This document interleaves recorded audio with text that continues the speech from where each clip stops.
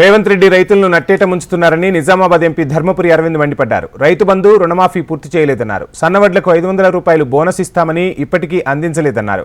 రైతులకు ఇచ్చిన హామీలు అమలు చేయలేని సన్నాలకు బోనస్ ఇవ్వాలని డిమాండ్ చేశారు. ధాన్యం కొనుగోలు కేంద్రాల్లో వేలాది టన్నుల వరి ధాన్యం అందుబాటులో ఉన్నా ఎందుకు కొనుగోలు చేయడం లేదని ప్రశ్నించారు ధర్మపురి అరవింద్.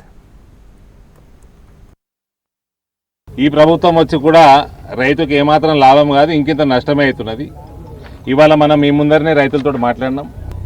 సంచికి కిలోన్నర తరుగు తీస్తున్నాడు, అంటే దాదాపు 4%.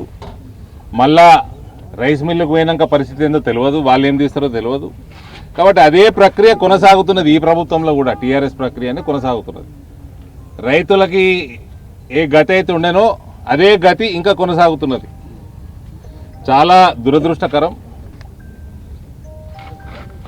దొడ్డు వడ్లన్నీ ప్రైవేటుగా అమ్మేసుకున్నారు. చాలా మటుకు సన్నాలకు 500 రూపాయలు బోనస్ ఇస్తారన్న ఆశతోటి రైతులందరూ బిక్కుమని మబ్బులు పట్టినా, ఎప్పుడైనా టెన్షన్ వచ్చినా, వర్షం పడుతుందేమో అని అవన్నీ కూడా రిస్క్ తీసుకుంటూ ఆపుకున్నారు.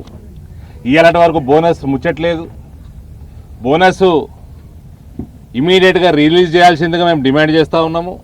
కొనుగోలు తొందరగా చేసి క్లోజ్ చేయాల్సిందిగా, ప్రక్రియ పూర్తి చేయాల్సిందిగా మేము డిమాండ్ చేస్తూ ఉన్నాము.